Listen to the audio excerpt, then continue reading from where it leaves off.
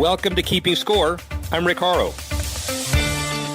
Each week we bring you insights from the playmakers, deal makers, and rule makers in the world of sports.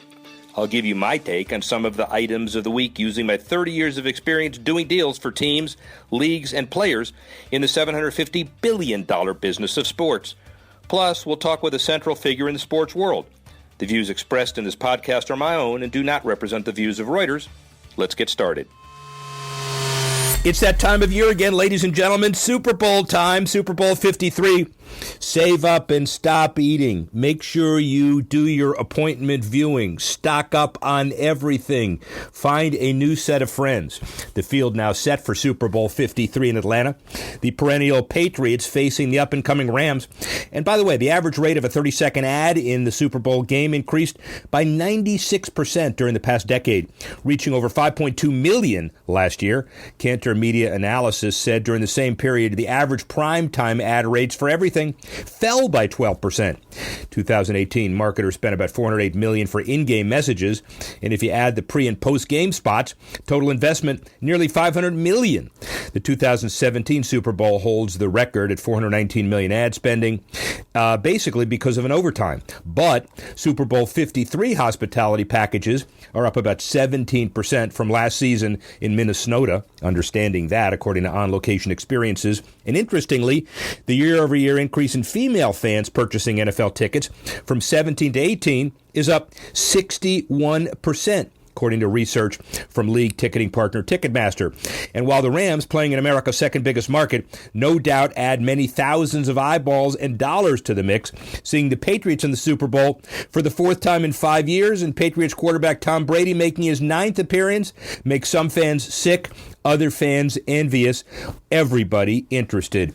And for a variety of reasons, there may be a dearth of celebrities in this year's ads. 56 celebrities in Super Bowl ads, up 43 from the prior year. But last Monday, Hyundai stayed firm on the celebrity bandwagon. Jason Bateman stars in its first quarter spots.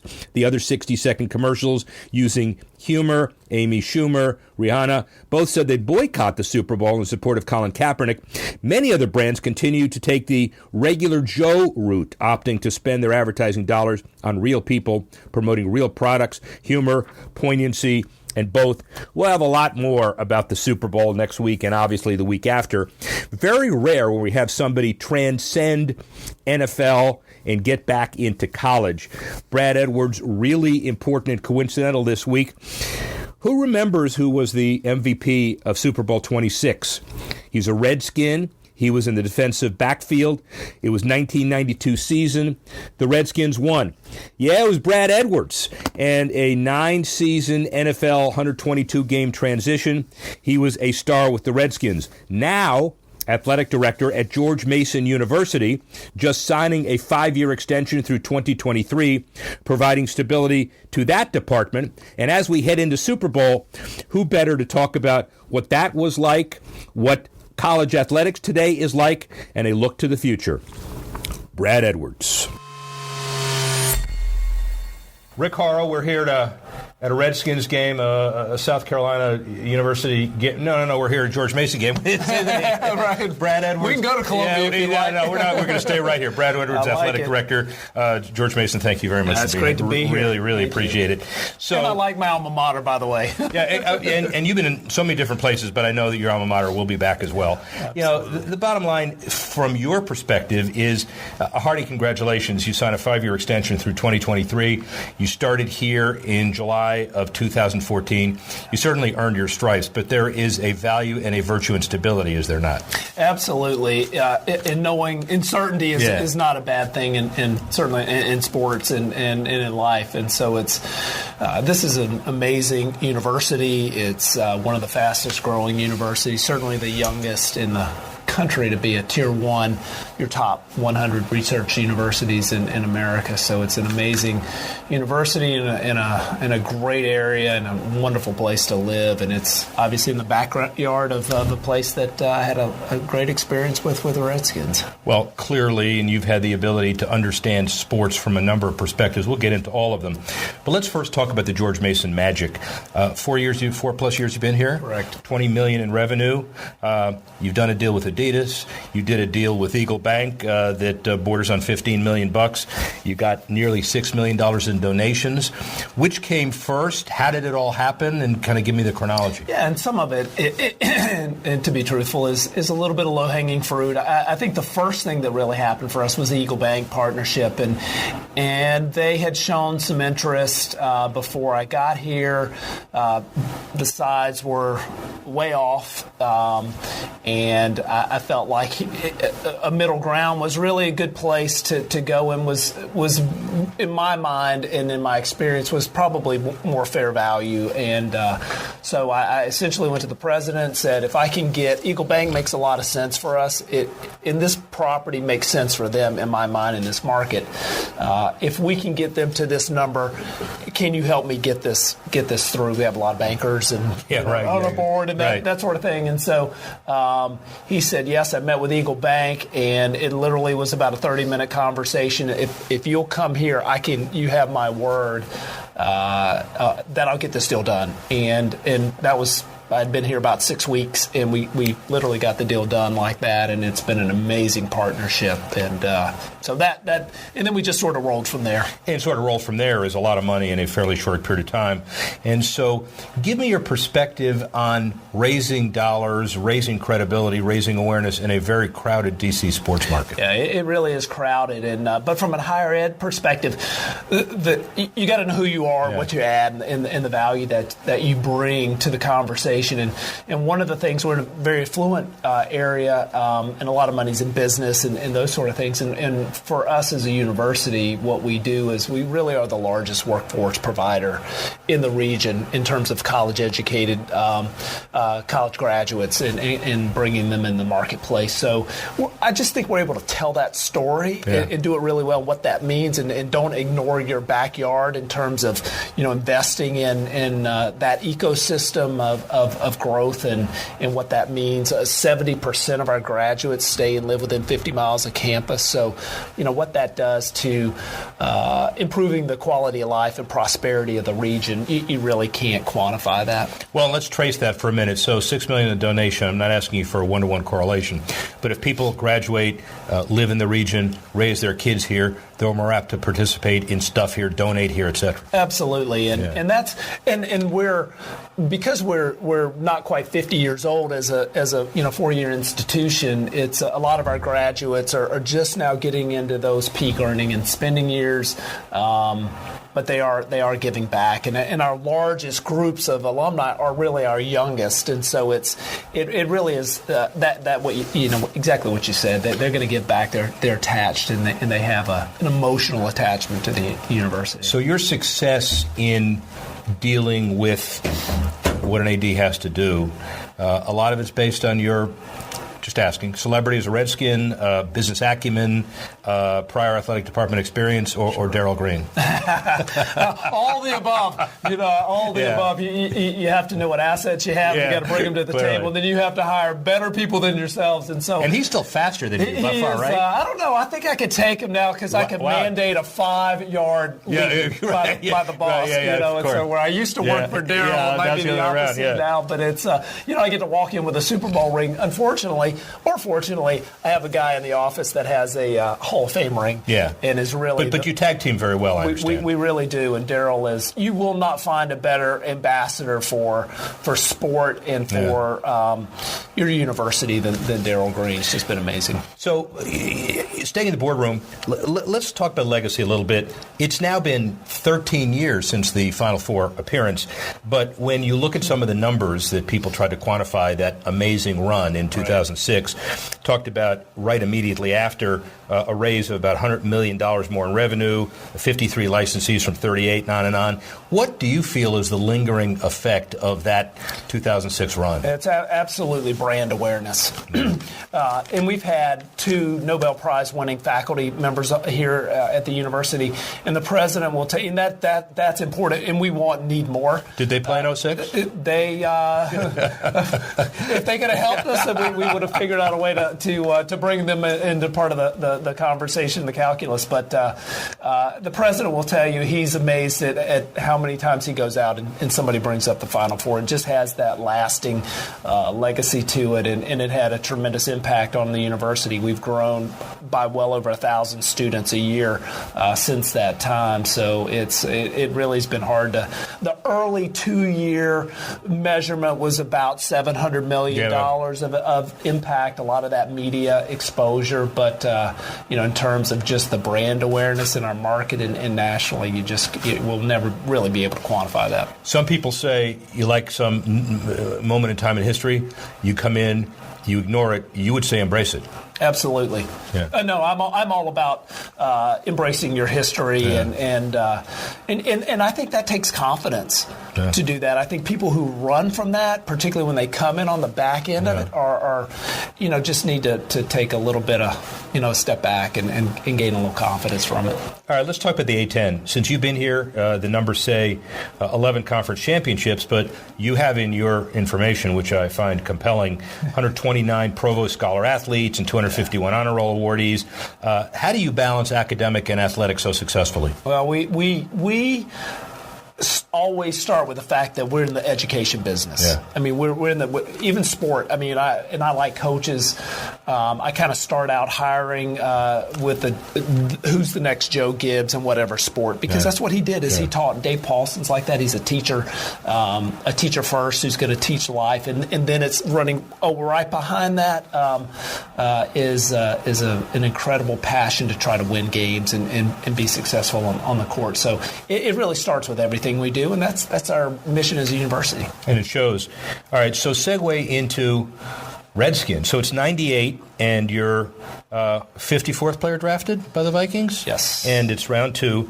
Did you ever imagine 20 years later you'd be the athletic director at a school? No, and even more so here, and going back to Darryl Green, during the off seasons with the Redskins, we would come over here and train on the track right outside of our office here at George Mason. The first day that I was at Redskin Park, I was about to walk out the door that afternoon after we had meetings and on-field practice. Darryl walks up and says, "Where are you going?" I said, "I'm going to go try to find a track." He said, "We all go over to George Mason, use their track, and there's a hill over there," and that's how I got exposed to this place. So there's a little bit of ownership here that both of us enjoy and feel for the place. Well, you certainly left your mark with the Redskins as well, being MVP, the Super Bowl and all. How did being on that island in the defensive backfield prepare you for life here? Well, it's very much the same feel. You're on an island as an athletic director, and it's only getting more island. They don't pay him enough, ladies and gentlemen. Here's a ploy for some more dollars. Yeah, liability has gone up for athletic directors and college presidents for that matter. Yeah, right. Let me say that much. So, just great preparation in terms of managing, the stress and those sort of things. So, you're 9 seasons, 122 games, and 589 tackles, by the way, and then you're figuring out your transition out of from NFL, but you're actually doing it in the middle of the time because you're working for Equitable, you're doing stuff for Merrill Lynch and IMI Resort Holdings as well, equity, finance. What gave you the discipline to say, I better start doing this now? Yeah, I think early on, even in college, I think I had the sort of moment where I just went, I'm really football is what I do, but I really want to be an investment banker in college, and I saw myself as doing that, and so throughout most of my NFL career, I worked for the Equitable companies in Merrill Lynch, and I just saw myself as doing that in the long term. And my father was a high school basketball coach and a high school administrator, and so I think we had a good.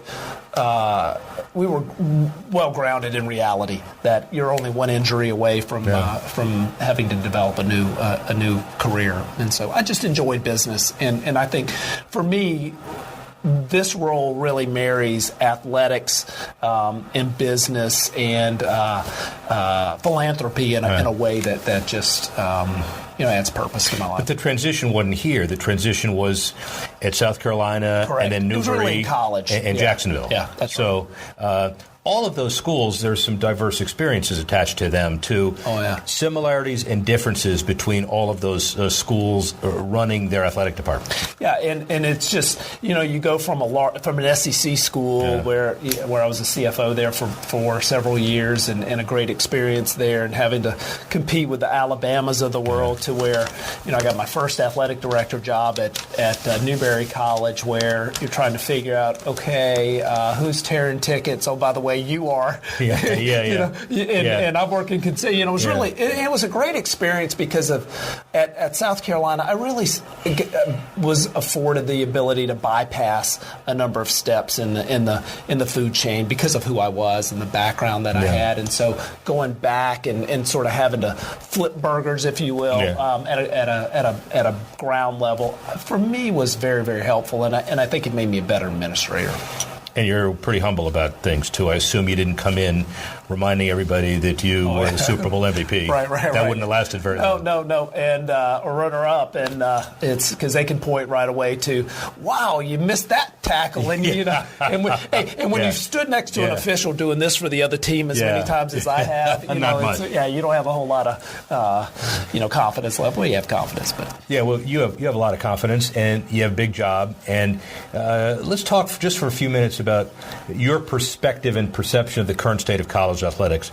Give me a 30,000-foot general answer first. How's college athletics today? Yeah, I think and it's very healthy. It's grown tremendously. Obviously, the viewership and the interest in what we do, particularly in major college basketball and college football, has just, it's been a meteor. It's grown so much, and college football is easily one of the top most popular sports now in America, and so that interest I don't see going away anytime soon, and it's fueled so much by the institutional equity and goodwill that institutions bring to it in terms of the name that's on the front of the jersey as opposed to the name that's on the back. And I think for me, I really realized that as a college student that's really what most of these people are coming for, and to see that grow and develop. No, I think it's very healthy.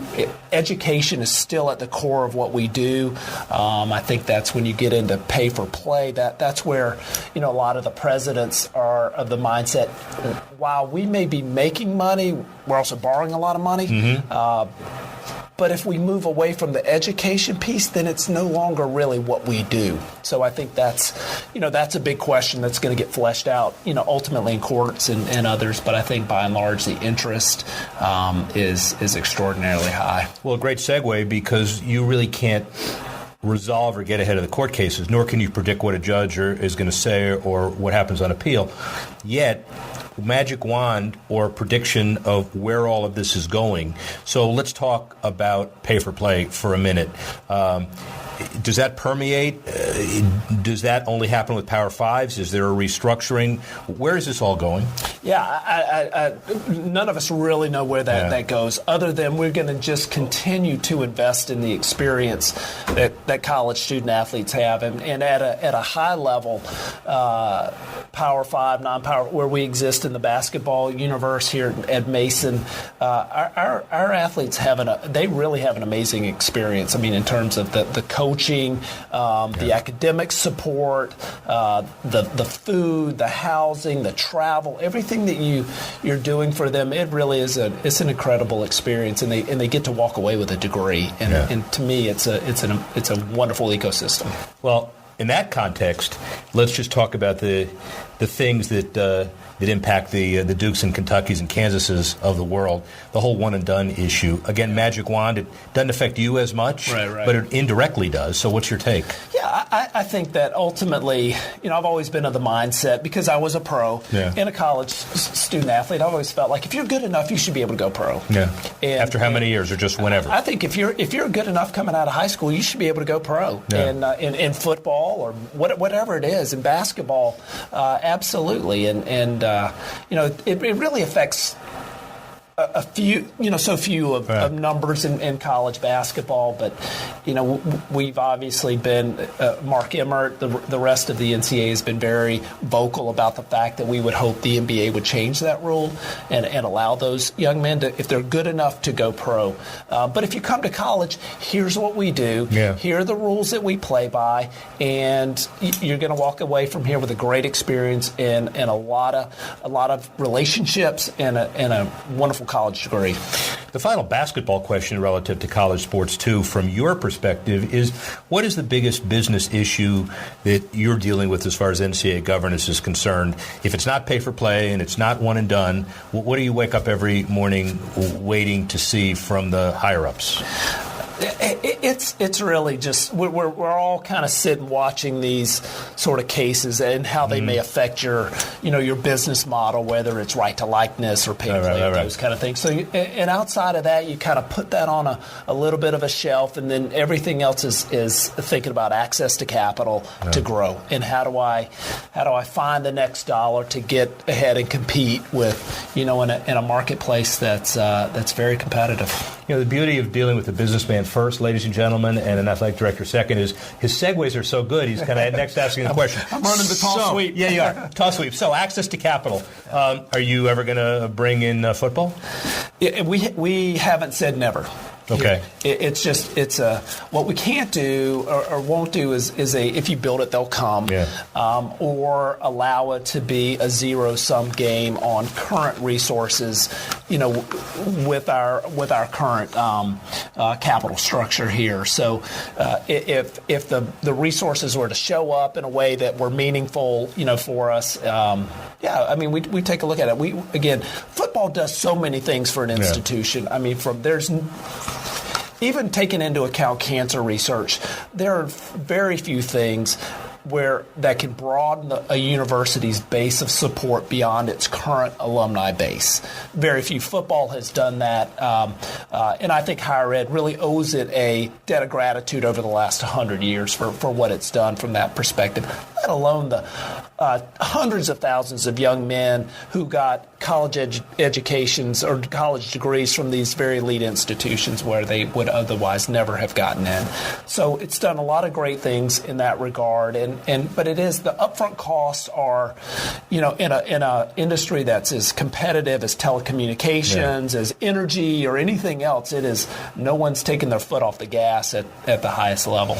And then from your other perspective, what kind of obligation or responsibility do you have to field as many men's and women's sports as you possibly can and show a diverse series of options for your students? I mean, and that's one great thing about what we do is that we are in an arena of diversity where we get to interact with people from all different walks of life, socioeconomic backgrounds and races and places, countries all over the world, and it is something that I've always valued and found very very rewarding. So, we're not at this point, because of our business model, we're not really looking to grow our number of sports. We're looking to make the ones that we have more competitive and provide a better experience for the student athlete.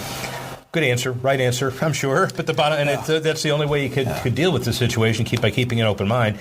And I guess the final really important thing that I'm sure viewers are going to want to know, you Redskins, it's probably the only team in the league that has two wonderful defensive backs who went on to be athletic directors at respective institutions, you and Mark Murphy. Yeah. So I have to ask you, are you a better administrator than Mark? Absolutely. Okay, good. Was he a better defensive back than you? No. Okay. Good. Well, and then we have Todd Bowles in the middle, by the way. Yeah, well, this is going to Green Bay tomorrow. I just want to tell you. Mark was amazing, and when I got the job here, I immediately got a note from him that said, "When are you adding football?" Yeah, exclamation mark. I want to play you tomorrow. Yeah, he's great. And then the final question for you personally, you've done such a great job here short term, and then you just signed a long-term 5-year extension. Hypothetically, if an NFL executive job popped up, would you even consider it? Yeah, I absolutely would consider something like that. But the problem is we have such a great life that I really, within Division I have one of the best jobs in Division I because it's a great institution, an exciting institution. While we don't have football, I can go right down the street to see the Redskins play. I'm on the Military Bowl board, so there's a lot of things that feed that piece for me. But yeah, football is something that I obviously know reasonably well. So it's something you keep an open mind and what's the best interest for you and your family. Brad Edwards, Mason is in good hands. Thank you very much. I appreciate you so much. Thank you. We can tell Brad Edwards is articulate and has a sense of perspective that basically no one else has. But just talk about this. There are over 350 Division I college basketball programs in the country. George Mason, a mid-major, it's called. Their Final Four experience was incredible.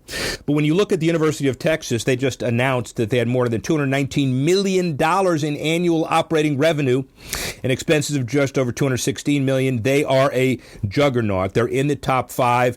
George Mason is not, obviously, but UT attributed the impressive revenue to the football program at $144.5 million, a total more than the total athletics operating revenue reported in all but 12 NCAA D1 public schools. Football, more football, but obviously a perspective of the Super Bowl, of growth in a measured way for college athletics, dividing academics and athletics, and getting a sense of business. That's what Brad Edwards brings to the table. We wish him well. Looking forward to a Super Bowl prediction and next step next week as we focus on Atlanta and getting ready. Sports Professor Rick Horrow, speak with you soon. Thanks for listening to this edition of Keeping Score. Our producer, Alex Cohen, associate producer, Freddie Joyner, assistance provided by Carlos Swadek, Tanner Simpkins, Jesse Leeds, and Jamie Swimmer, and the executive editor of Reuters Digital, Dan Colarusso. I'm Rick Horrow. Thanks again for listening. See you next time on Keeping Score.